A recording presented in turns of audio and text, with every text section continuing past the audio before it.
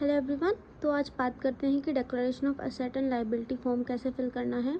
सबसे पहले यहाँ आपका नाम आएगा और सन डॉटर वाइफ ऑफ लिख दीजिए जो भी है ना, और एज कितनी ये लिख दीजिए। Belonging to and service working as ये आप दोनों खाली छोड़ दीजिए अभी के लिए, वहाँ जाकर आप पूछ के फिल कर लीजिएगा, ठीक है। कैश सेल्फ अपने पास बता दीजिए कितना है ना, 5-6 हज़ार या 8-9 हज़ार तो सबके पास होता ही है, वो कैश फिल कर दीजिए। आपके पास बैंक में कितना डिपॉजिट है वो फिल कर दीजिए यहाँ पे, है ना। और शेयर्स वगैरह अगर कोई आपने खरीदे तो यहाँ पे आ जाएगा।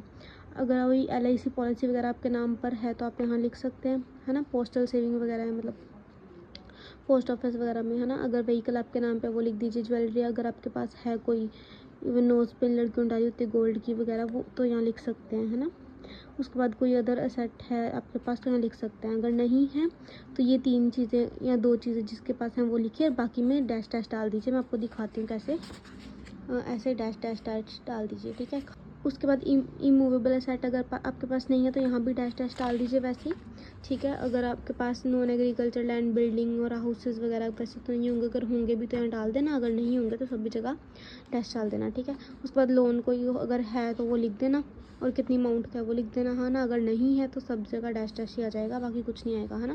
पैन कार्ड नंबर आ जाएगा यहाँ पे, और अगर पैन कार्ड नंबर नहीं है तो ID proof, other driving license, Aadhaar card जो भी है वो डाल देना, है ना।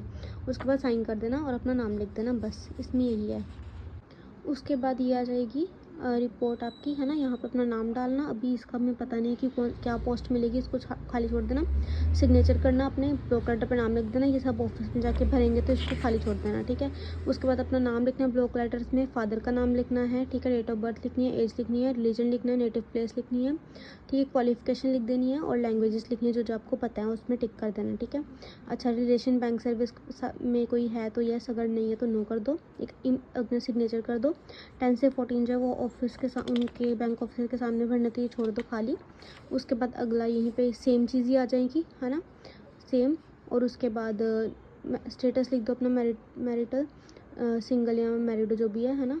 और बैंक में कोई नहीं है वो सिग्नेचर, बाकी खाली आ जाएगा, ठीक है। बस यही रिपोर्ट है आपकी, सर्विस ज्वाइनिंग रिपोर्ट है इसमें, सर्विस शीट है, बस इतना ही है इसमें।